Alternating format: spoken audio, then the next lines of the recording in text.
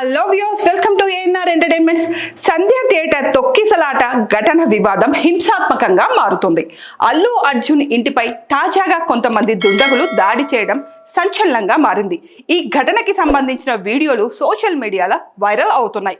ఇప్పటికే నిందితులను పోలీసులు అరెస్ట్ చేశారు. ఇక ఈ ఘటనపై అల్లు అరవింద్ తాజాగా స్పందించారు.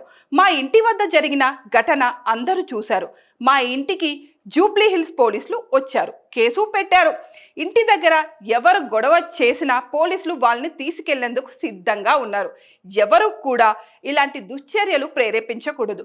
ప్రస్తుతం ఈ అంశంపై అందరూ సంయమనం పాటించాల్సిన అవసరం ఎంతైనా ఉంది. అందుకే సంయమనం పాటిస్తున్నాం. దయచేసి అందరూ అర్థం చేసుకోవాలని విజ్ఞప్తి చేస్తున్నాం అంటూ అల్లు అరవింద్ చెప్పారు. ఈ దాడి ఎవరు చేసుంటారు అంటూ మీడియా ప్రశ్నించగా దానికి అల్లు అరవింద్ సమాధానం ఇవ్వలేదు. ప్రస్తుతం ఉన్న పరిస్థితుల్లో ఇంతకంటే తాను ఏం చెప్పలేనని అరవింద్ అన్నారు. అయితే ఇంటికొచ్చి దాడి చేయడం అనేది కరెక్ట్ కాదని, అసలు హింసాత్మక వైఖరి మంచిది కాదంటూ అరవింద్ చెప్పారు. మరొక వైపు దాడి చేసిన వారిని పోలీసులు ఇప్పటికే అదుపులోకి తీసుకున్నారు. మరోవైపు అల్లు అర్జున్ ఇంటికి వెళ్లి పోలీసులు కంప్లైంట్ తీసుకున్నారు. అలాగే ఇంటి వద్ద బందోబస్తు కూడా ఏర్పాటు చేశారు.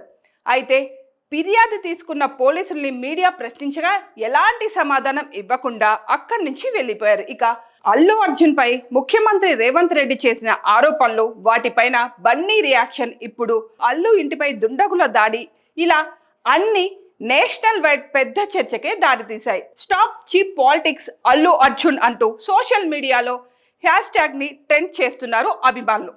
ఇంటికొచ్చి మరి దాడి చేసేంత తప్పు బన్నీ ఏం చేశాడంటూ పోస్టులు పెడుతున్నారు. కక్షపూరితంగా అల్లు అర్జున్ని ఇందులో ఇరికించేందుకు రేవంత్ సర్కార్ ప్రయత్నిస్తుందంటూ ఫ్యాన్స్ ఆరోపిస్తున్నారు.